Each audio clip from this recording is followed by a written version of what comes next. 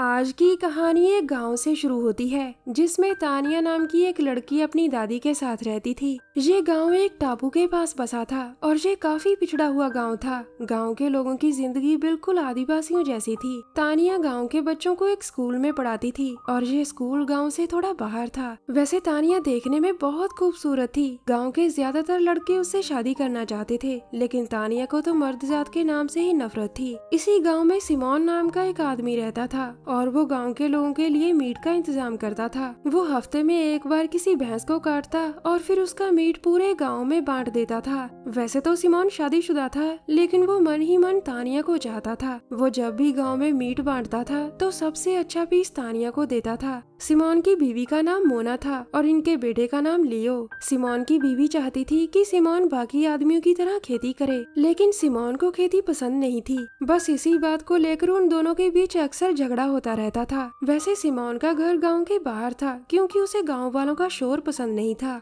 गांव की कुछ औरतें तानिया को अच्छी लड़की नहीं मानती थी और वो अपने बच्चों को उससे दूर रहने को कहती थी। मगर गांव के बच्चों को तानिया बहुत अच्छी लगती थी। वो उसके पास पढ़ने जाते थे। तानिया को भी बच्चे अच्छे लगते थे और वो भी उन्हें फ्री में पढ़ाती थी। कुछ दिनों बाद गाँव में एक पब्लिक बस आती है। गाँव में आने वाली ये इकलौती बस थी और ये हफ्ते में सिर्फ एक बार ही आती थी। अब इस बस से एक लड़का और लड़की उतरते हैं और फिर वो गांव की तरफ जाने लगते हैं। इस लड़की का नाम गिवा था और वो तानिया की छोटी बहन थी। गिवा के साथ उसका अमेरिकन दोस्त था और उसका नाम रॉबिन था। गिवा सबसे पहले तानिया से मिलना चाहती थी, इसीलिए वो सीधा उसके स्कूल में आती है। दोनों बहनें जैसे ही एक दूसरे को देखती हैं तो बहुत खुश होती हैं। गिवा तानिया से कहती है, ये तुमने क्या हाल बना रखा है, अब मैं आ गई हूँ और मैं तुम्हें पूरा बदल दूंगी। गिवा की बातें सुनकर बच्चे मन ही मन हंसने लगते हैं। दरअसल गिवा कई साल पहले शहर चली गई थी और फिर वहीं से विदेश, ताकि वो काम कर पैसे कमा सके। आज वो कई सालों के बाद अपने गांव लौटी थी।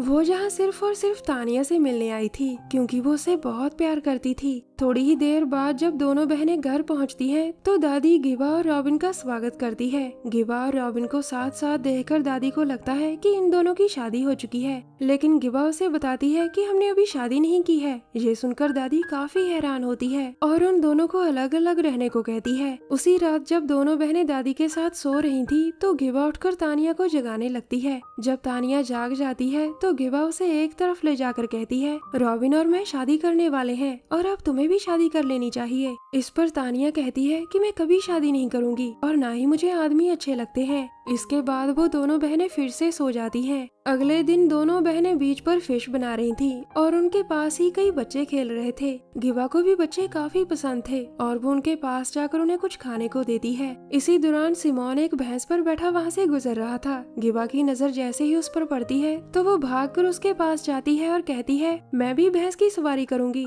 सिमोन उसकी बात मान जाता है और अपने साथ साथ उसे भी भैंस की सवारी करवाता है। कुछ देर बाद तानिया घर का काम कर रही थी और गिवा उसके पास आकर कहती है, मैं जब सिमोन के साथ थी तो मैंने देखा कि तुम्हें जलन हो रही थी। तानिया इस पर कुछ नहीं बोलती और उसे चुप देखकर गिवा कहती है, अगर तुम्हें सिमोन पसंद है तो मुझे बताओ, मैं तुम्हारी पूरी मदद करूंगी। लेकिन तानिया अब भी कुछ नहीं बोलती। शायद वो अपने राज गिवा को नहीं बताना चाहती थी। उसी रात जब सभी सो रहे थे तो गिवा चुपके से सिमोन के घर के बाहर पहुंच जाती है। इस समय सिमोन अपनी बीवी के साथ सो रहा था और गिवा जैसे ही उसका नाम पुकारती है तो वो नींद से जाग जाता है। रात को अपने घर के बाहर गिवा को देखकर वो बहुत हैरान था। वो उससे यहाँ आने का कारण पूछता है और तभी सिमोन की बीवी मोना की भी आंख खुल जाती है। रात को अपने पति को एक लड़की के साथ देखकर उसे बहुत गुस्सा आता है और वो गिवा को गालियाँ देने लग जाती है। सिमोन उसे समझाने की कोशिश करता है कि हमारे बीच कुछ नहीं है, लेकिन मोना का दिमाग पूरा हिल चुका था और वो गुस्से में आकर गिवा को मारने की कोशिश करती है। सिमोन के बार बार समझाने पर भी जब मोना नहीं रुकती तो वो उसके हाथ एक लकड़ी से बांध देता है। दूसरी तरफ तानिया की भी आंख खुल गई थी और कमरे में गिवा को ना देखकर वो उसे ढूंढने लग जाती है। गिवा को ढूंढती ढूंढती वो रॉबिन के पास भी जाती है और जब उसे वहाँ भी गिवा नहीं मिलती तो वो दोनों मिलकर उसे ढूंढने लग जाते हैं। थोड़ी ही देर बाद वो गिवा को ढूंढते ढूंढते सिमोन के घर पहुँच जाते हैं और वहाँ मोना की हालत देखकर बहुत हैरान होते हैं। इस समय मोना घर के बाहर लकड़ी से बांधी हुई थी,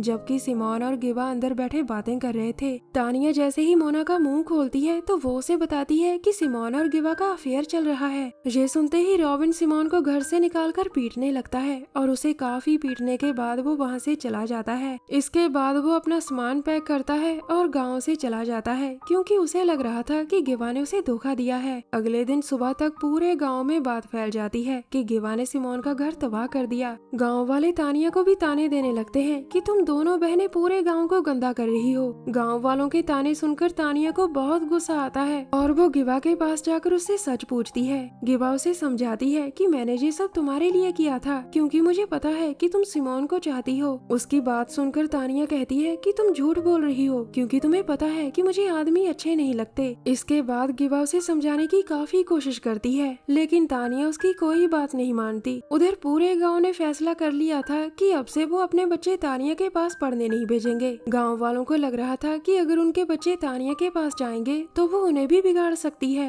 एक दिन जब तानिया अपने स्कूल की सफाई कर रही थी तो उसे स्कूल के बाहर एक लड़की नजर आती है। वो उसे अपने पास बुलाकर पूछती है कि बच्चे स्कूल क्यों नहीं आते। इस पर लड़की कहती है क्योंकि आप दूसरों का घर खराब कर रहे हो। ये सुनकर तानिया को बहुत गुस्सा आता है और वो लड़की को थप्पड़ मारकर वहाँ से चली जाती है। उसी रात वो लड़की अपनी माँ को पूरी बात बताती है कि पहले तानिया ने मुझे अपने पास बुलाया और फिर मुझे थप्पड़ मारा, बस फिर क्या था। अगले ही दिन वो औरत पूरे गाँव को इकट्ठा कर लेती है और सभी को बताती है कि तानिया ने मेरी बेटी को मारा और उससे हमारे बच्चों को खतरा है। उसकी बात सुनकर गांव वाले तानिया को सबक सिखाने का फैसला करते हैं और उनकी सारी बातें गिवा सुन लेती है। अब गिवा जल्दी जल्दी भागकर तानिया के पास जाती है, जो इस समय अपने स्कूल में थी। गिवा उसे पूरी बात बताकर कहती है तुम्हें यहाँ से भागना होगा। ये सुनकर तानिया उससे कहती है कि नहीं, मुझे गाँव वालों से बात करनी होगी। इतना कहकर वो गाँव की तरफ भागने लगती है, लेकिन गिवा उसे रास्ते में रोक कर कहती है तुम उन्हें नहीं समझा सकती तानिया,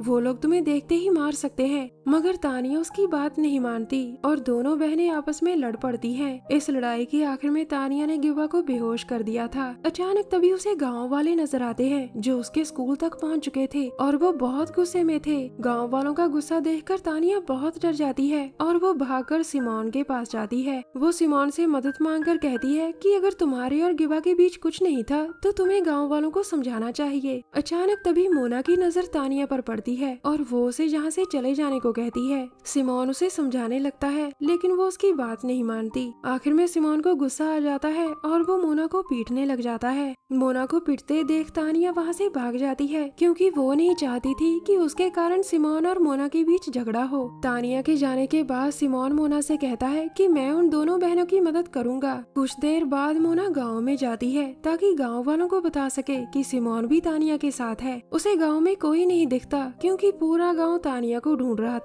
लेकिन उसे गाँव में अपना बेटा लियो मिल जाता है। वो लियो को बताती है कि तुम्हारा पिता उन बदनाम बहनों के साथ मिल चुका है और उनके कारण उसने मुझे बहुत मारा। ये सुनकर लियो बहुत गुस्सा करता है और अपने पिता को सबक सिखाने का फैसला कर लेता है। दूसरी तरफ तानिया गिवा के पास पहुंचकर उससे माफी मांगती है। उधर सिमोन अपने घर अकेला बैठा था और तभी लियो पीछे से आकर उसकी पीठ पर चाकू मारता है। सिमोन जैसे ही उसे रोकने की कोशिश करता है तो लियो वहाँ से भाग जाता है। अब सिमोन लियो के पीछे पीछे था और उसे पकड़कर मारना चाहता था। इससे पहले वो लियो को पकड़ पाता तभी उसे गाँव के कई बच्चे घेर लेते हैं। वो लियो को बचाना चाहते थे, इसलिए सिमोन पर मिट्टी फेंकने लगते हैं और इसी बीच लियो एक कुल्हाड़ी उठाकर सिमोन का सिर काट देता है। थोड़ी ही देर बाद जब मोना अपने घर वापस आती है तो लियो अपने पिता का कटा हुआ सिर उठाकर उससे कहता है अब तुम्हें कोई नहीं मारेगा माँ। सिमोन का कटा सिर और लियो की बात सुनकर मोना बहुत डर गई थी। उधर गांव वालों ने तानिया को पकड़ लिया था। गिवा उन्हें समझाने की कोशिश करती है, लेकिन गांव वाले उसे भी सबक सिखाने का फैसला कर लेते हैं। कहानी के आखिर में गांव के सभी आदमी पहले दोनों बहनों के साथ जबरदस्ती करते हैं और फिर उन्हें जिंदा जला देते हैं। काश उस रात नादान गिवा सिमोन के घर ना जाती तो आज दोनों बहनें जिंदा होती। दरअसल तानिया भी मन ही मन सिमोन को चाहती थी, लेकिन उसने ये बात कभी जाहिर नहीं की थी। उसे आदमियों से इसलिए नफरत थी क्योंकि बचपन में उसका पिता उन्हें बहुत मारता था। हमारी वीडियो देखने के लिए धन्यवाद।